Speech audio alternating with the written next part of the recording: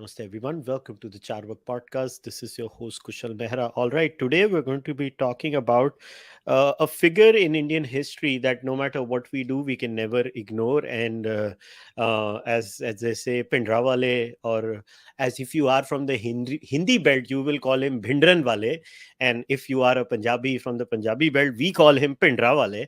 And his name keeps popping up. And I was like, I want to do a podcast on Bhindranwale and try and understand who he was. And then I was like, kisse baat karu? And there is only one person that honestly my brain could say ki, who could do justice to this, because she was someone who covered this on a literal hands-on basis, if I would say, because she used to meet Bhindranwale inside the Golden Temple along with a few other journalists. I remember Shekhar Gupta was there and a few other Western journalists were there. So it's an absolute pleasure to have Tavleen Singh on the podcast. Tavleen, thank you very much for coming. Thank you. So, if I let's start like this. When was the first time you heard of this gentleman, Jarnail Singh Bhindranwale, and like when was your first experience where I was like, "Acha, ye hai kya cheez? How the hell has he propped up?" When did you start hearing the whispers of him climbing the ranks? Okay, I'm not going to name any names, but I happen to had one of them is dead, but I had some friends who were very good friends with Sanjay Gandhi. I'm talking about the late 70s, right? The Akalis were running quite a good government in Punjab, and they were very keen to make their impression. They were Punjabis.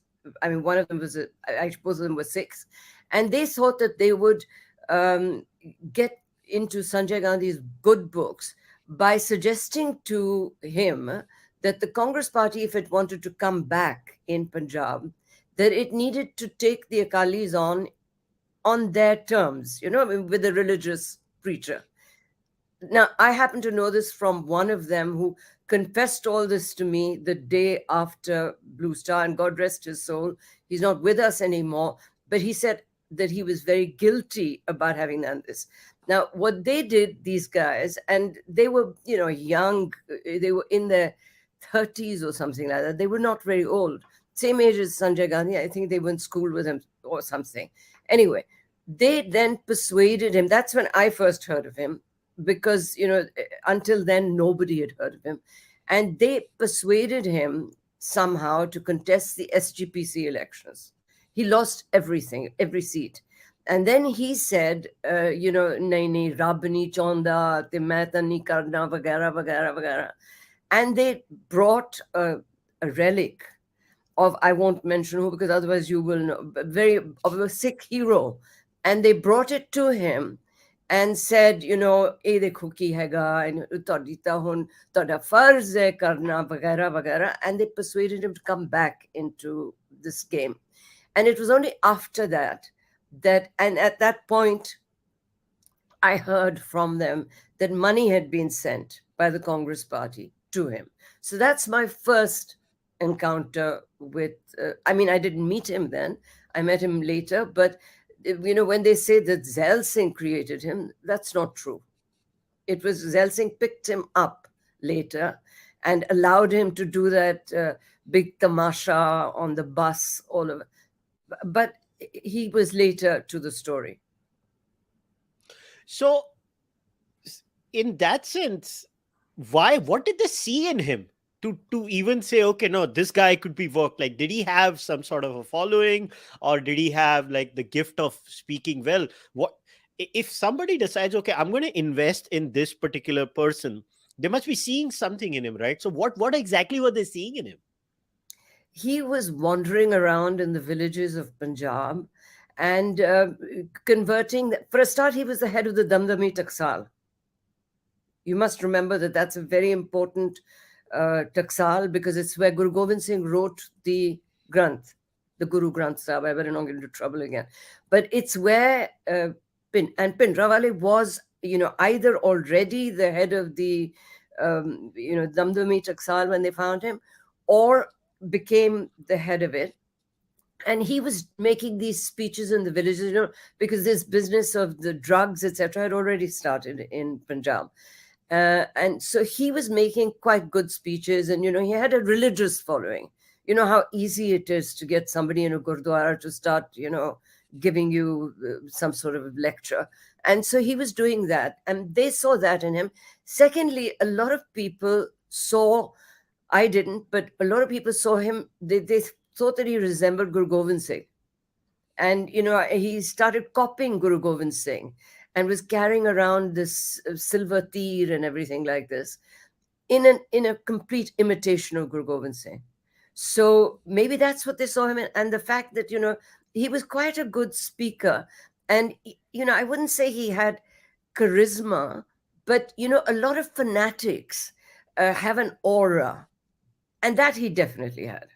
When somebody is so fanatical about religion, they even the worst kind of criminals who are pretending to be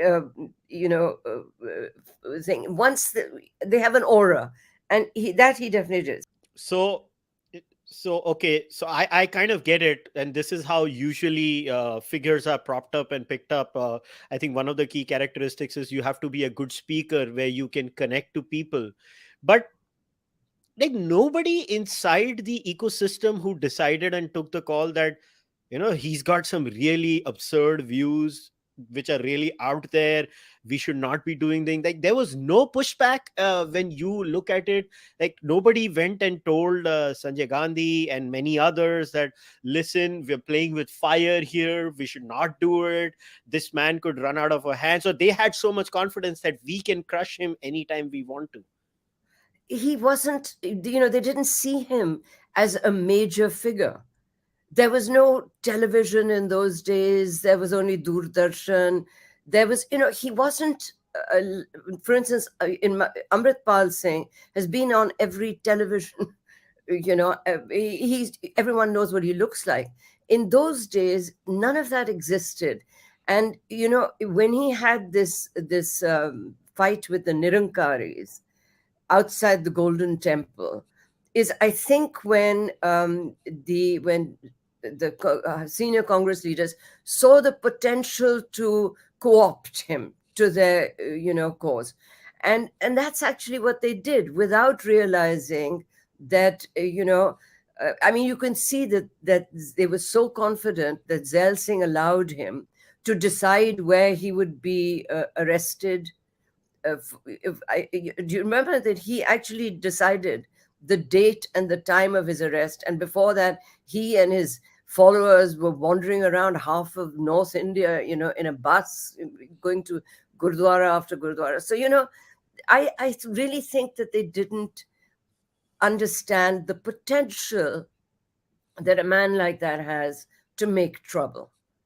I think they still don't. I mean, I see very little understanding of of what the Sikh peasant can relate to. And one of the things that he relates to very well is courage, right? And if you take on the state, he relates to that very, very well. So, I mean, and it was only after he went into the Golden Temple that people realized he could be dangerous. But also, please remember that just as today, the Akalis and the Congress are discredited, they were very discredited then. There was no mainstream leader in Punjab who could have taken him. Badal could have, but I don't think that he was that credible. And, he kept talking about the betrayal of Punjab. He said, na Chandigarh milya, na pani vi assi de rahe hain Haryana nu. All of that he was stirring it up. And then he picked up the Akalis' agenda. And so they were left dangling. I mean, Longowal for a long time was in the Golden Temple. He was in the Ramdas Nivas, and Bhindranwale was in the Guru Nanak Nivas. And, I don't know whether they met often, but I think they did meet. And maybe Longowal, I think, was in the Golden Temple during Blue Star. I think he had to be taken out. So, the moderates were, the moderate Panthik leaders, as they're called, were not there. And he you know, I don't know.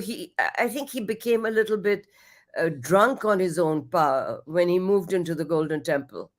You know, so then you know, when you create something like that, and that person begins to think of himself as Guru Gobind Singh, you know, you're really in big trouble. Yeah, that's the bit that I find fascinating. So first I want to connect to the courage. I mean, I get the courage aspect, but don't you think, I mean, as Punjabis, don't you think, and I include the Haryana belt also in this, there is some serious for machismo issues in the Punjabi Haryanvi mindset.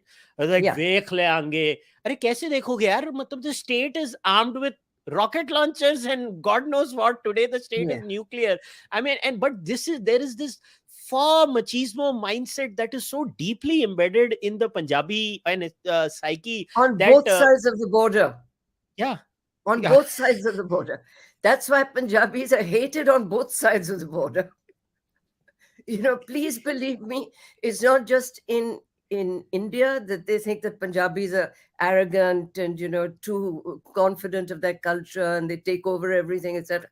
On that side of the border, it's a Punjabi problem. You know, I mean, the army is full of Jat Muslims. You know, I mean, they're the same tribes as the Jat Sikhs. You know, so it's a kind of mentality that I understand very well because, you know, I've grown up with it, and it's the first thing that they teach a Punjabi boy: ladna hai, you know, marna hai, that kind of thing. So, you know, I mean, there was that, and he actually used to mock Indira Gandhi publicly in the Golden Temple. You know, दिखा देंगे पंडितानी no, I don't know, pandit, no, not panditani, he called her something else, but, you know, panditaditi no, देख लेंगे, and all that sort of business. So, you know, I mean, he represented a kind of lunacy that took hold among, by the way, please remember that all of this nasha problem, etc., started when they stopped taking these Jat Sikhs into the army. At one point, before Jagjeevan Ram changed the thing, you had to get into the army on merit. And these guys are really good for only that because, you know, they're tall, they're well built, they can either join the president's bodyguard or the police. You know, I mean, and they were not very well educated. And at that point, there was huge educated unemployed youth in Punjab. You know, Harbinder Singh Sandhu and the guy who was his assistant, they were student leaders, and it was these student leaders that were then brought in, and they started, you know, talking about injustice, etc. But basically, the injustice was unemployment. Yeah, but कभी ये हुआ नहीं community के अंदर कि यार पढ़ाई कर लो? But they never thought of ये it सब at पढ़े such a लिखे simple. सीगे, ये सारे पढ़े लिखे सीगे, स्टूडेंट लीडर्स सी, पर नौकरियां नहीं सीगियां, नौकरियां नहीं सीगियां पंजाब दे विच. Yeah, it's actually insane that now, you know, I and the perfect replica of this form machismo is the current Punjabi music culture, which is so nauseating if you ask me. Like you know, I grew up with a certain type of Punjabi music where Man Saab used to sing. Like you listen to Gurdas Man, he talks about such serious issues of Punjab and the way he presents himself. But now you have this post 90s, it has come from the underground music industry in UK, and now Canada has Yes, taken over everything with gangsters, yes. gangster rap, and many other things. But with Bhindranwale, I have never understood this. Like he entered. He starts slowly creeping into the Golden Temple. Then he becomes the centrifugal force around the Golden Temple. But like what would happen to people inside the Golden Temple if they would raise their voice, like, or nobody dared to do it, or because I mean everybody knew they would be bumped up or something. Well, you know, when I first met him, when I first interviewed him, and I saw all these men around him, his guards had automatic weapons. And because I asked him whether he'd taken money from the Congress party, that was my last question. I said to him, Sonia, कि तुसी Congress party तो बहुत पैसा लेता है. And when I left the room, the photographer I was with was still there. And he said, he started saying, "Hey, Bibi kaun hagi?" And, you know, all of this sort of business. And these guys started bristling, their weapons. And at that point, they weren't killing Jat Sikh women. He killed a lot of Sikh men, but Sikh women were somehow spared. But he started a campaign against me. There were posters that said women who pluck their eyebrows, are not Sikhs. All this sort of business, because he had to justify why I had taken against him. But I want to tell you something interesting. He was very amenable to being brought into the mainstream of politics. He would have been very eager to be brought in. It was the fault of Delhi. It was Mrs. Gandhi also, who really was surrounded by people who didn't understand at all the Punjabi mentality, and certainly not the Jat Sikh mentality, which is, 2 degrees worse than the normal Punjabi thing.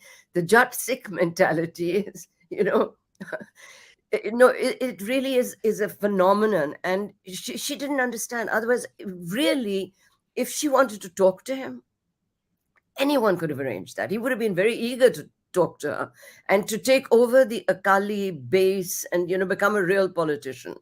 But she seemed to want these tensions, or people around her felt that it wasn't important enough. I don't know. But you couldn't defy him without ending up dead. By the end, people were being brought out, their bodies were in small pieces and, in boris coming out of the thing. And one victim was a Jat woman who they thought was a spy or something. And she was shot just outside the Golden Temple. But otherwise, they were mostly Sikh men that he killed. Yeah, but this is very interesting. Oh, I remember the specific word in Punjabi. Oh, pawa kapne kap deo tusi, as something of that sort. They Oh, used to accuse you for it. put to the name or something like that. Yeah. So Ridiculous. yeah, Hmm. I distinctly remember this from one of the articles that was written about your experiences. I completely forget who had written this on Bhindranwale and you particularly, because the fascinating thing is, were there any other women journalists who would go and interview him, or you were the only one allowed? I think I might have been the only one. Yeah, I There think you were were there the were only one. male journalists. There was, Shekhar was there a lot, Yeah. and there was something or the other who was an Amritsari journalist, who they stabbed in the thigh. Uh, it was quite a dangerous place. So women didn't go, and I have to tell you proudly that the only woman that I saw take him on fully was Nirlep Kaur, who's, and I mean, her son married my sister. So, but I remember once that there were, once he moved into the Akal Takht, you see, he became very paranoid, and he thought that every 2 minutes somebody was going to, and her ancestors freed the Golden Temple when it was taken over by those Muslims. What were they called? What were they called? Anyway, you know the Masaranga or something like that, huh? And it was her ancestors who freed the Golden Temple. So she was very brave, and she was a very beautiful, tall woman, and she went to do her, matha tekna in the Darbar Sahib, and saw clothes hanging in the Akal Takht, uh, because they were living in the Akal Takht. And she said, she made a speech, when she was sort of finished her parikrama. She said, ਜਿਨ੍ਹਾਂ ਲੋਕਾਂ ਨੇ ਆਪਣੇ ਕੱਛੇ ਬਨੈਣ ਟੰਗੇ ਨੇ ਅਕਾਲ ਤਖਤ ਦੇ ਵਿੱਚ, ਉਹਨਾਂ ਦਾ ਭਲਾ ਕਦੀ ਵੀ ਨਹੀਂ ਹੋਏਗਾ. And these guys started shooting in there because they couldn't attack her. And I saw her get into her yellow Mercedes and drive off calmly. She wasn't scared of them. You see, and so that's the only other woman I know that was in the Golden Temple ever and took him on. But was there ever any moment, because you met Bhindranwale multiple times, you Yeah. went back and forth multiple times, you've asked, there's no one interview. I mean, you have a series of conversations with Bhindranwale. Was there ever a moment where you're like, yaar, did you self-censor, is what I'm trying to know. Oh, Yaar, no, ye no, wali no. baat nahi karni. I didn't think he was dangerous to me. He was just one of those pies, I mean, you can't take them seriously. And I never treated him as some sort of, terrorist at that point. So I did a story that was called, I did a column for the Sunday magazine, which also appeared in Hindi, called, and then they made it into Punjabi, called Why I'm Ashamed to Be a Sikh. So after that, our relations really became very, very strained. And my last meeting, which I've said before to many people, was just days before, or maybe 2 weeks before Operation Blue Star, because they used to send me off. My bureau chief in Delhi was also a Punjabi, so he sensed what was going to happen, and he actually very often tried to speak to people in Delhi and said, let deal with him, because his main enemy was the police. They used to catch his men and torture them. They did the normal things that policemen do, and so he was kind of really not focused earlier on political issues so much as on the police problem, and then he became much bigger. But I'm losing the thread. What was the question you asked me? No, so were there any questions or was there any fear associated with the men? Like, would you say, I'm not going to ask him this question around people with No, so no. many Okay. guns? Once I wrote Why I'm Ashamed to Be a Sikh, I was completely persona non grata. But I had to keep going to the Golden Temple because Keval Saab wanted, to know what was going on inside. And by then, in the last couple of months before Operation Blue Star, there were no intelligence agents left inside the Darbar Saab, because he was killing them. So I went, to this final encounter with him.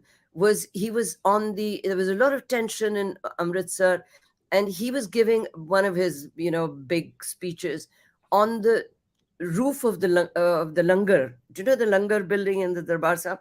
So Mhm. he'd taken to giving his talks there, surrounded with his militants, etc. And I was, for a start, not only the only woman in the gathering, but I was also wearing evening clothes, because they thought that there was going to be an attack the next day. So I'd actually come back from a dinner party and been sent off in a mukesh ka dupatta, and so I was really looking like a chamkili creature right at the. And he saw me, and he actually sent for me, and he said, called me to the front of the audience. For the first time, I was a little bit scared, because every man there was armed except me and the photographer Sandeep with me. And he said, Bibi Athea. And so I said, oh God. He called me then in front of everyone. He raised his voice and he said, तू ही हैगी ना बीबी जिसने लिखा सी कि सिख होन ते तैनू शर्म आंदी है. And I thought, oh God, what do you say to that, without inviting death? And so I actually, somehow managed to answer by saying, मैं लिखिया सी कि दरबार साहब दे अंदर इन्हें हथियार देख के मन शर्म आई है. And he said, ये तो साडा हक है, Guru Gobind Singh ने दिता है. And then he stormed out and he went down. And it was, you have to go down many steps to get there. And I said to Sandeep, let them all go down first. And we'll go last. So because if anyone's going to try and kill us, it's going to be on the steps. So when I get down, I remember Harminder Singh Sandhu, who used to be very friendly with me until then. And he was getting married. And I said, you haven't invited me to your wedding. And he said, you should consider yourself lucky that you're a Jat Sikh woman, or you'd be dead. I mean, Wow. after that, then Blue Star happened and I never saw him again. Wow. So I guess for him, the deal breaker was that you wrote this article Yeah, criticizing his actions indirectly, right? You were indirectly criticizing his decision to take arms in the Darbar Sahib, which yeah. but he actually, I mean, this is very interesting. Like, he thought that was fine. Does he even understand that for when it comes to, especially for the Darbar Sahib, like, I don't know a single Hindu family, forget the Sikh families, a single Hindu family in Amritsar that is not emotionally attached to the Darbar Sahib. They are all emotionally attached to it. So it's not like, did he never understand that whether Hindu or Sikh, if they see arms inside the Darbar Sahib, they would feel hurt? No, he didn't. He wasn't a brilliant man or anything like that, and he knew that I knew that he didn't know much about the Sikh religion either, right? For instance, you know that there's nowhere in the Granth Sahib does it say that you can't cut your hair, right? And so after he was killed, when I went back many times, when the thugs took over, then there were real terrorists, in the temple. And I remember saying to this Pai, I said, "Kithe the Granth Sahib?" He said, "Ji Guru Granth Sahib." I said, "ठीक है, Guru Granth Sahib de vich kithe likhe hai कि case rakhna zaruri hai?" Because Guru Gobind Singh made it clear that what he did, the creation of the Khalsa is not in the Granth. If you read the Granth, you know that it's Sufistic. It's got, Baba Farid and Kabir and Ram and Krishna are mentioned every 2 minutes. But you can't even tell that to ordinary Sikhs these days. They don't believe you. They actually don't know that that the gurus were all Hindus. They don't know that. They actually believe that they were Jat Sikhs. I mean, what can you do? Hmm? Yeah, and the worst part is when you remind them that wo sare khatri the. Yeah, yeah, yeah, yeah. They were Yeah, Sodhis and Bedis. yeah, bedi Guru khatri Gobind sa Singh was, zyadatar bedi. yeah, Hmm. yeah.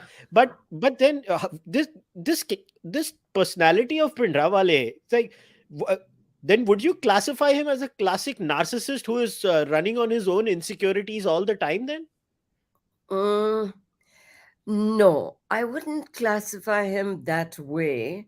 Um, I think that the idea of fighting the Indian state was something that somebody put into his head. I'm not sure who, because I think Pakistan got into the act much later. And when they saw this man there, and when everyone was going to see him in the Golden Temple, big politicians from Delhi were coming. I think that somebody in Pakistan, in the ISI or whatever, they decided to encourage him to start talking a new language. So, for instance, he would say, "Sadi zahniyat Musalmana nal zyada mildi hai." Excuse me, Kadod.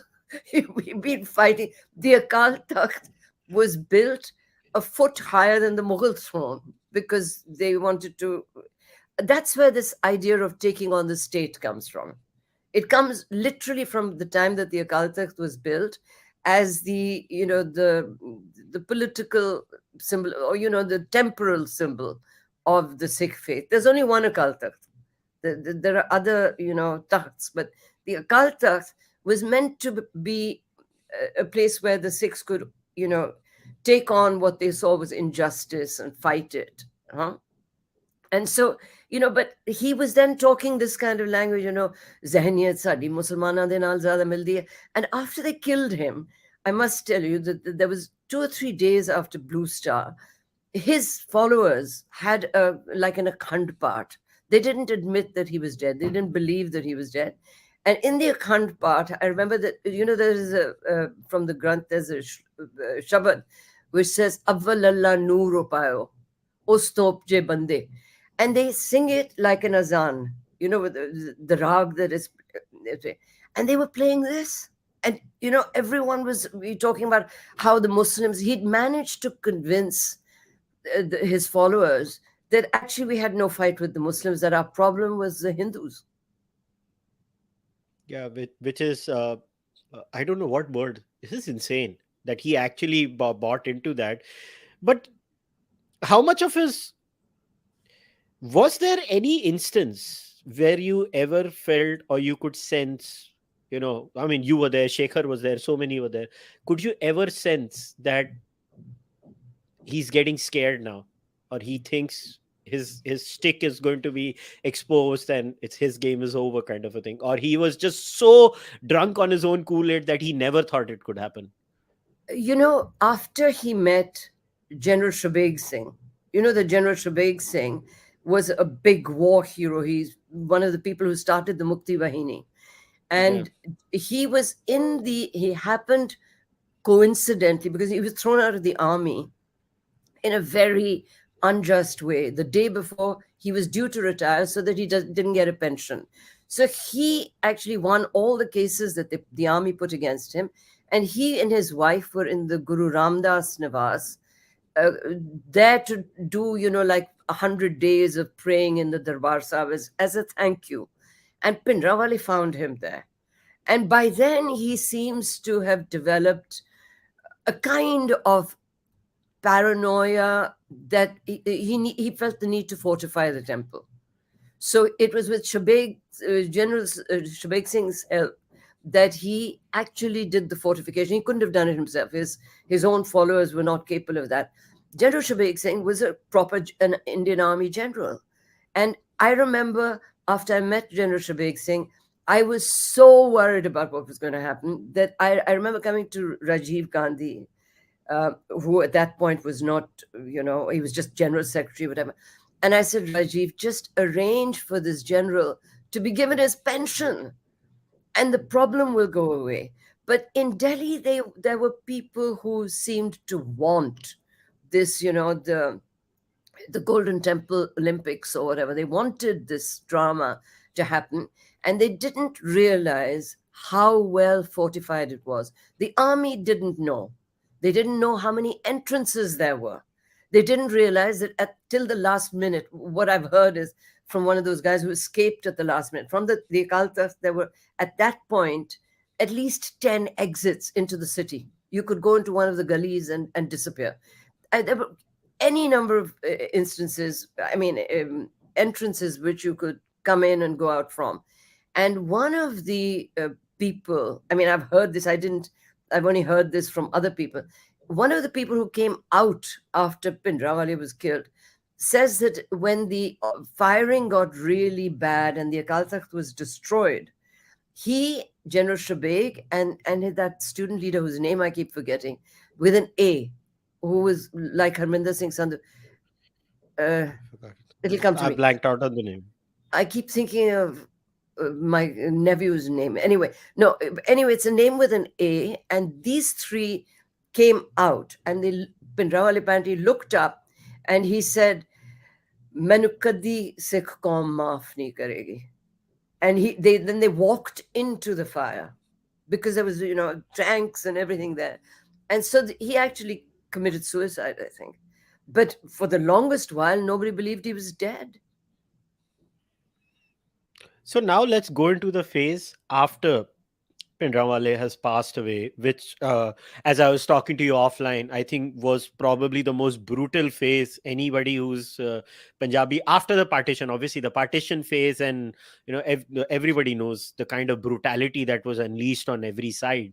But that was for X period of time. But this obviously lasted for a much longer period of time.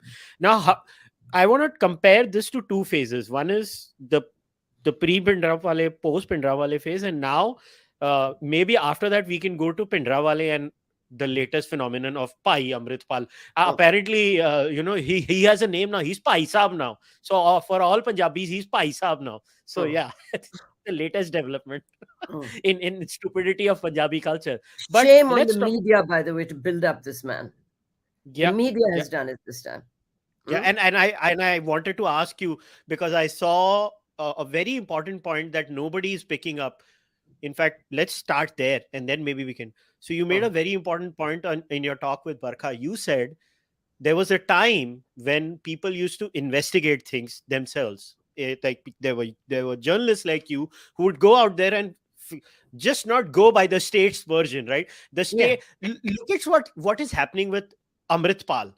Like there are leaked videos. एक दिन वो नेपाल में होता है, एक दिन east Delhi में होता है, एक दिन वो पटियाले में होता है, एक दिन अरे हाउ कैन यू. और दूसरा वो बेचारे की लाइफ की स्टोरी देखो, from a Mercedes to Scooty आ गया वो भाई.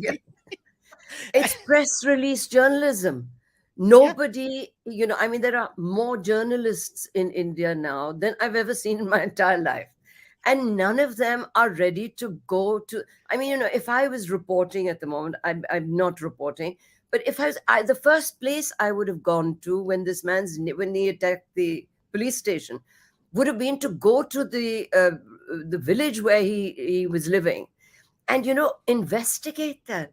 Do you know that the first real story I saw on Amritpal Singh was last month in India Today, where they talk about where a very good journalist who'd actually gone to the spot and met him and written about it. Otherwise, what we've got is this talking heads every evening, la la la la la la la la, la, la. It's not journalism what's going on, you know. And even Barkha, who's one of the best reporters that we have at the moment, I noticed that when she went to cover after Amritpal, after this, after the whole, he was, when they were looking for him, she went to talk to Granthis and police people, etc. Why did she not go to his home, where his father was, saying, why didn't they come here and arrest him? He was here last night. Why did the police need to make this huge tamasha that you let him go out in a procession? Why did they do it? I mean, these are questions that are very, very important, because is the same game being played again? For a start, I mean, I wrote a piece the other day. Nobody believes that there was never support for Khalistan in Punjab. After Bhindranwale was killed, there was a thing called Operation Woodrose by the Indian Army. Punjab was under virtual martial law. You couldn't go in or come out of Punjab. And the soldiers went into the villages, and any Sikh boy between the age of 16 and 30 was picked up. So these young boys started going across the border, and the Pakis were, of course, delighted. And they went there, because I actually went to Nankana Saab. I heard that they used to go to the, because Nankana Sahib was very close to Lahore. So there's a Lahore Gurdwara where they would go and take shelter, and in Nankana Sahib. And from these Gurdwaras, they would be taken by the Pakistani army and trained. And that's when the terrorism began. When they came back and there were these random killings, it was actually after Rajiv Gandhi became prime minister that the problem really deepened, because you see, for a start, there was real terrorism then. And these same guys who'd been his followers, etc., were sitting in the Golden Temple without a leader. There was nobody, guiding them or telling them what to do or think or whatever. What they had been, when these trained terrorists came back, they just killed anyone, that looked Hindu. And they started killing the police officers, wives and children, etc. Now, at that point, the Rajiv Gandhi and his advisors had brought in Ribeiro from Bombay. Ribeiro could not have handled it. I mean, he was used to dealing with gangsters, not with religious fanatics. And it was only when KPS Gill, when he took over, the first thing that he did was to go to the Darbar Sahib. And he was a very tall man. I think he was 6'5" or something. And he walked in, and there was guns, firing and snipers everywhere. And he walked all the way around, this very tall man, went in, matha tekod, and came out.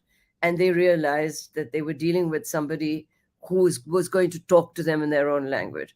So then, we know what happened. He started, when they killed police families, he killed theirs. And the support for them, really died out. There was support for terrorism, never Khalistan. So that's very interesting. Like, how would they distinguish? Like, they wanted to be a part of India, but they hated the Hindu, or what? What was it? Do you know? I don't know how many Judge Sikhs, but they don't think very logically. they tend to think, they think with their, it's all macho, it's a different breed, okay? And so they didn't think any of this through. If somebody actually went into the villages even now and said, "Do you want Khalistan?" they would say no. But they don't. But what they are trained to do by the religion itself is to fight what they see as injustice. Yeah, and now what is going on has a reek of injustice in it, and which is what is very, very disturbing. Because, for instance, he was in his house the night before he took out the procession, Amritpal Singh. His father said, "Why didn't you come and arrest him here?" He was here with his very beautiful young wife. I mean, if they'd arrested him quietly and tried to talk to him, it would have been, you would have defused the situation already. Instead of that, now we've got this manhunt going on, and, these insane kind of reports of, now you see him, now you don't, and, now he's here. And I don't know, he's announced that on Basakhi he's going to show up at the Anandpur Sahib Gurdwara. I don't know. Yeah, he Oh, keeps making. See, I don't buy a single version that comes out of that recent video has come out. Like, who knows where he is? To be very honest, nobody knows what's happening. Everybody's just shooting in the dark. yeah, Everybody keeps talking to the government behind the scenes, and the government gives some other answer. yeah. Then one government official gives another answer. Everybody is Press confused release about what's happening. journalism. Press release journalism. The government gives you a press release, you write it. You know, it's very unfortunate. Mm. But then, okay, let's now compare. So Bhindranwale is there, and then we talk about the arguably the most horrendous phase. Like I was telling Punjabis who are from Mumbai, Delhi, they would not go to Punjab. Everybody knows that there was a phase from 84 to 95, especially Yeah, that decade. हम तो yeah, नहीं जाते थे. Like uh, families would be like, हाँ phone पे बात कर लो, बाकी जाना नहीं है उधर, yeah. because it For a was not safe. decade. Yeah, For a for a decade decade. we did not go there. I remember my cousins telling me in Amritsar, in like a major area. I'm sure you know where Krishna Nagar and all those areas are. That's like a very nice area of Amritsar, very near to Lawrence Road and stuff like that. And he would tell me, "Oh, बाहर park में बैठते थे यार terrorist, बाहर park Yeah, में बैठते थे, पत्ते खेलते थे बैठ के." मैंने बोला क्या बात कर रहा है? बोलता है हाँ हम with देखते थे their उनको. guns. It's या true. Yeah. yeah, or कोई कुछ नहीं करता था. I was like, this is insane. So KPS Gill comes, KPS Gill clarifies. Now, do you really think uh Bhindranwale, whatever, I mean, I'm no fan. I mean, to in my eyes, he was a butcher. But the point is, he still had charisma without social media, and he was able to capture in whatever absurd sort of a way of a certain percentage of the population.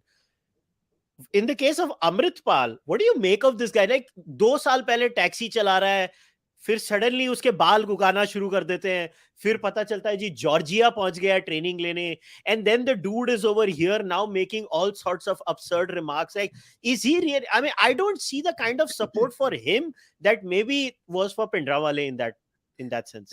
Bhindranwale's support came after they saw him as a shaheed, not before.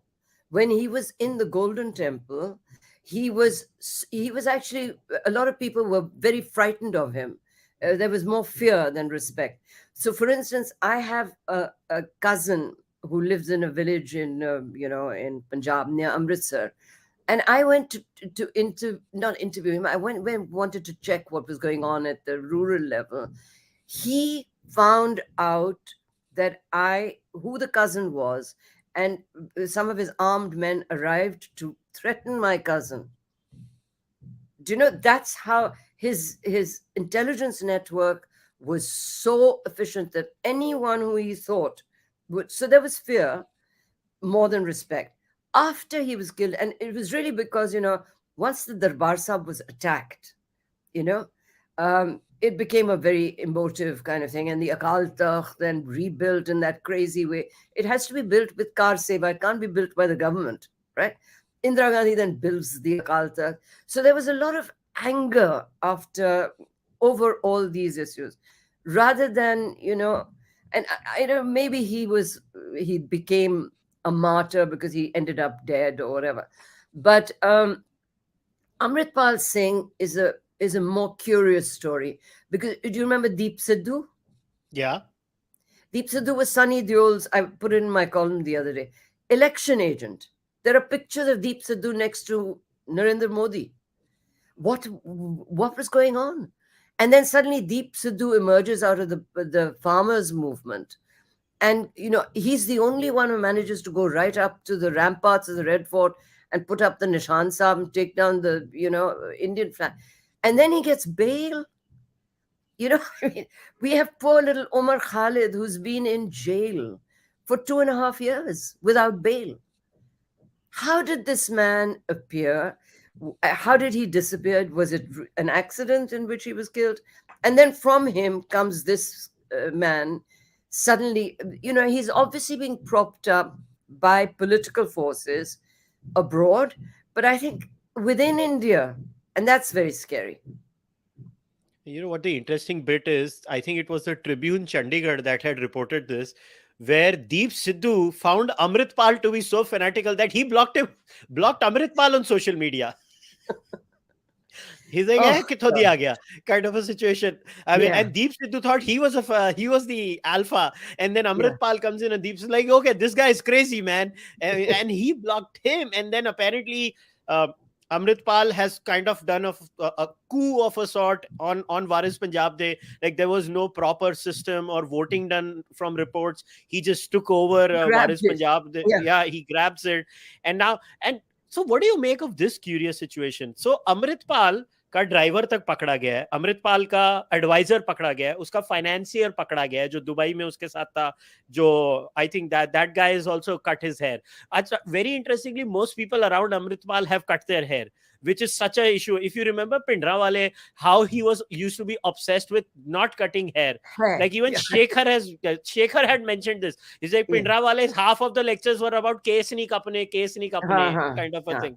uh. But you look at Amritpal Singh, people around him. I observed that he himself had cut his hair. That is the first start thing, and that's why I think he took so much time to come to India, because he had to grow his hair and all of that. But everybody around him is caught. How is it that the state cannot catch him? You tell me. You tell me. I mean, I keep saying what his father has said. Why didn't you arrest him here? He was here last night. Why did you have to do this huge drama? I mean, I don't know what the Punjab government is up to. I've never trusted Arvind Kejriwal. I mean, Arvind Kejriwal is you talk about narcissism. I think that he's probably more narcissistic than Amritpal Singh, and we don't know what he's up to, because the Punjab government is being run from Delhi, and everybody knows this. You talk to the average, Punjabi Sikh, and he said, "Yeah, Delhi mein chal rahi hai sarkar." Now, that was what happened when Bhindranwale became prominent, because you can't do that. It's a border state. You cannot afford to repeat the mistakes of the past. And frankly, what I see is a complete repetition of those mistakes. So, okay, now I want to talk about, and maybe this could be the last segment before we wrap it up. What do you make of this whole diaspora interference in Indian matters? Now, when I say I have gone, studied in Canada, lived in Canada, I keep going back and forth. I can't relate to those people. I say this with full responsibility. When I remember going to a gurdwara there in Canada, मैं आपको 2001 की बात बता रहा हूँ. That was the first time I went to study in Canada. I got the shock of my life, the amount of radicalism that you see in young Punjabi boys. And mostly Jat Sikhs, because they are the ones who have migrated there, whether we like it or not. That is the majority caste that has migrated there. It is insane. Now, what has your experience been as someone, who clearly criticizes this a lot? So how do you handle them? Like, they too will call you Qaum de Gadar. Like, Sherbir had come on the podcast. Sherbir is was like, who are these people? I don't understand them when I go out there. And he has more experience in London than in Canada. Um, you know, I think that there is an innate, there are various shabads in the Guru Granth Sahib. For a start, don't forget that the creation of the Khalsa was by Guru Gobind Singh, and not put. He didn't put the teaching into the Granth. But these guys, when you live away from your country, none of them speak. I mean, maybe they speak Punjabi, but I'm sure they do. But they don't really connect to anything other than the faith, right? And for them, the most important thing about the faith is the creation of the Khalsa. So Amritpal Singh, I don't know whether you know, he said, somebody asked him, do you want Khalistan? And he said, no, I'm trying to revive Sikhi. And for that, I have to revive the Khalsa. So those guys have only that idea of the faith. If you told them that it's a Sufi religion, it's, that Guru Nanak never intended it to be this kind of insane sort of, militant. It became militant for a specific purpose. They were fighting a very unjust ruler in Delhi. But it's not meant to be, to go on. But these guys, their parents migrated, and they probably the only thing that they have left in their connection with the Sikh religion is the Gurdwara. And, all preachers, in my view, as somebody who really has no time for religion, they're all guilty of creating fanaticism, whether they're Hindu or Muslim or Sikh. And so their connection is not a political connect, but a religious connect. And they've fed all sorts of nonsense, I mean, probably other than and, they're not big readers. They're not reading history and poetry, etc. They're reading the Granth. If all your teaching comes, it's the same with Islam, you know and secondly, we mustn't ever underplay the possibility that Pakistan is very involved in encouraging these young men to take on India. Because what is Pakistan left with other than to create trouble in India? Yeah, I think it's ironical in many ways that people don't understand that I have Pakistani friends, and I've once, I recently was on a Pakistani YouTube channel, and they asked me कि कब हमारी बीच में दोस्ती होगी, and I was like, यार आपको समझ पड़ता है कि Pakistan was created out of the hatred of something. आपकी फंडामेंटल में hatred है, मैं क्या करूं, मैं तो हमेशा यहाँ था, we were always here, आप भी हमारे साथ ही थे. Now if you have left, it is a serious problem, and जब तक Yeah, आपकी it's a state की failed policy, state. yeah, It's a it's a failed failed state. state. It's a nuclear failed state. And what else can they do? And by the way, the envy of India, I know Pakistan very well, and it always shocks me how envious they are. Because India has, even though they've attacked Bombay and they've done all sorts of things, India has managed to carry on, and okay, we've got a few Hindutva lunatics running around at the moment, but basically India is okay. Pakistan is not. Pakistan is not okay. So they will continue to use the diaspora to make trouble for India. Yeah, I always say this. If Pakistan in the Pakistani state, so when I'm using the Pakistani state, is like that deranged boyfriend who refuses to accept that the girl has dumped him and moved on, and he keeps on heckling the girl all the time. Yeah, कि नहीं, इसी बहाने तू मुझे याद रखेगी कि मैं तुझे तंग करता रहूंगा, kind of. yeah. It's weird. Mm. So before we wrap it up, let's say, what's the best place today, if let's say, a lot of YouTube has now become, a lot of these kids are 20, 18, 19. Believe me, they may not have read a word, right, of what Tavleen Singh has done, what Shekhar Gupta has written, Mark Tully's famous book, or so where would you tell those young children to start कि जाओ बच्चों ये पढ़ना शुरू करो तो तुम्हें समझ पड़ेगा क्या हो रहा है when it comes to this whole Punjab fiasco? They're not going to read. Let's forget about that. They probably can't even read. But what is very frightening is the drugs in Punjab, and what a good Punjab government needs to do is to make sure that jobs are created where these guys can be employed, because the unemployed youth, so I mean, they're sitting there idle and doing all this narcotics business. And I have a friend who was in a Jat Sikh who was in the army, and he said there was a time in Punjab where you could, out of 10 Jat Sikh boys, 10 out of 10 would get into the army. They were so kept. He said, now if you can get 1 out of 10, we'd be lucky. Now that really terrified me, because then Pakistan has done this, because the drugs are coming from there. The propaganda against Hindus is coming from there. but basically, you've got to. It's an economic problem as much as it is anything else, and you've got to create the jobs in Punjab. You know, and I don't see any sign of that happening. Yeah, but Punjab mein to Tavleen, everybody has let Punjab down, and I have never hidden my political voting patterns or anything. Everybody, I am very open about this.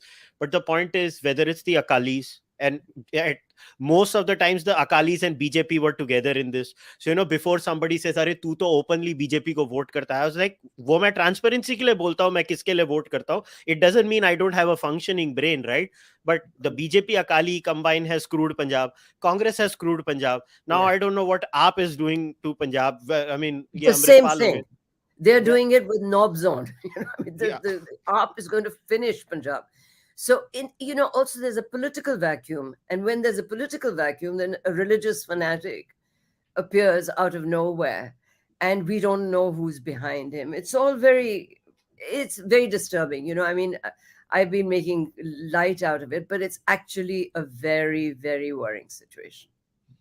yeah. I hope, and I can't say pray. I'm an Nastic, so I hope that this thing gets solved. And my only glimmer of hope right now is that the Indian state capacity, just purely from the period of time, the state capacity has improved, technology has improved, the apparatus is much better trained, especially forces like the Punjab police. I think they are very well trained in counter-terrorism ops Yeah. post KPS Gill Saab, and I hope they are able to control this. And I don't know what this chief minister is going to do in Punjab, but let's hope for the best. But Tavleen, thank you very much for coming. I've and I say this with all seriousness.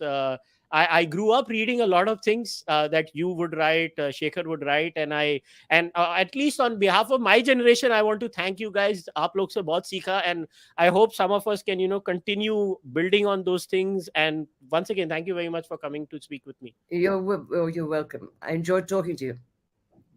Right. All right, guys, we'll wrap it up. Once again, in the description, you can go and follow Tavleen on social media. I'll keep the links to the Makrak. You can go and read. There are a few amazing books that.